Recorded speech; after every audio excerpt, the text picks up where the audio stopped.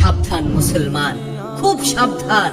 যারা নতুন ভাবে ইসলামের সুশীতল ছায়ায় একটু একটু করে আসতে চেষ্টা করছে, যারা দিনকে মানার চেষ্টা করছে, যারা তার সৃষ্টিকর্তা মহান রব্বুল আলামিনকে চেনার চেষ্টা করছে, তার প্যারা হাবিব মুহাম্মদুর রাসূলুল্লাহ সাল্লাল্লাহু আলাইহি ওয়াসাল্লামের পথ ও মতকে অনুসরণ করার চেষ্টা করছে, তাদেরকে কখনো কটাক্ষ করে, তাদেরকে কখনো খোঁচা দিয়ে কথা বলবেন না, তাদেরকে কখনো নিরুৎসাহিত করবেন না, বরং উৎসাহ দিয়ে তাদেরকে ইসলামের সুশীতল ছায়ায় আসতে সহযোগিতা করুন। কারণ আপনি যদি তাদেরকে কটাক্ষ করে কথা বলেন, কোনো খোঁচা দিয়ে কথা বলেন, আর এই কারণে যদি তারা ইসলাম থেকে, ধর্ম থেকে, দিন থেকে দূরে সরে যায়, এর দায়ভার আপনাকে নিতে হবে এবং আল্লাহ তাবারক ওয়া তাআলার ভয়ঙ্কর শাস্তির সম্মুখীন হতে হবে।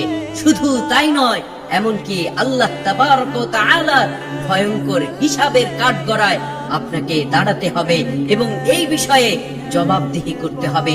এই জন্য কথা বলার আগে মুসলমান সাবধান, খুব সতর্ক থাকতে হবে। কাউকে কটাক্ষ করা, কাউকে খোঁচা দেওয়া মুসলমানের জন্য শোভনীয় নয়।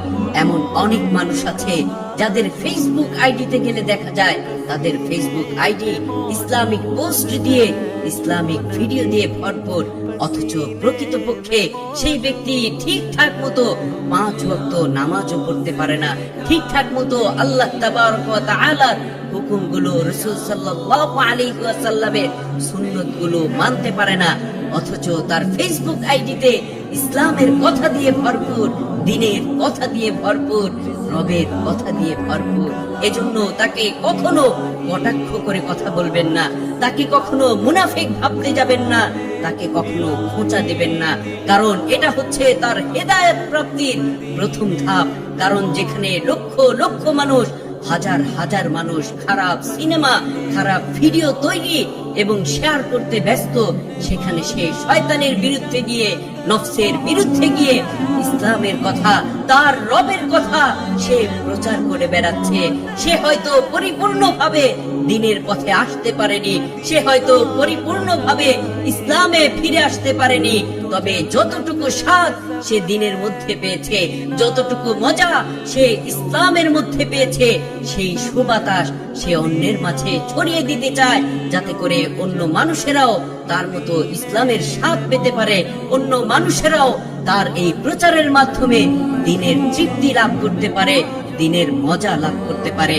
তাই তো যেখানেই তার রবের কথা পায়, যেখানেই দ্বীনের কথা পায়, যেখানে তার প্যারা হাবিব মুহাম্মদুর রাসূলুল্লাহ সাল্লাল্লাহু আলাইহি ওয়াসাল্লামের কথা পায়, সাথে সাথে সে সেই কথা মানুষের মাঝে প্রচার করে বেড়ায়।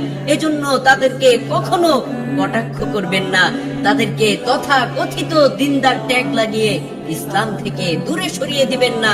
যদি আপনার কটাক্ষের কারণে, যদি আপনার খোঁচার কারণে সে মনের মধ্যে কষ্ট পায়, মনের মধ্যে ব্যথা নিয়ে ইসলাম থেকে দূরে সরে যায়, তাহলে আপনার কি ভয়ঙ্কর পরিণতি হবে, আপনার কি ভয়াবহ পরিস্থিতি হবে, তা একবার ভেবে দেখবেন। বরং তাদের দ্বীনের পথে একটু একটু আসার পথকে, ইসলামের পথে একটু একটু আসার পথকে আরো সুপ্রশস্ত করে দিবেন। হতে পারে তার এই ক্ষুদ্র প্রচেষ্টা, তার এই ক্ষুদ্র চেষ্টার কারণে যদি রব্বে কারীম তার প্রতি খুশি হয়ে যান, আল্লাহ তাবারক ওয়া তাআলা তার প্রতি যদি খুশি হয়ে যান, তাকে পরিপূর্ণভাবে দিনদার বানিয়ে দিতে পারেন, তাকে পরিপূর্ণভাবে ইসলামের সুবাতাসে আশ্রয় দিতে পারেন।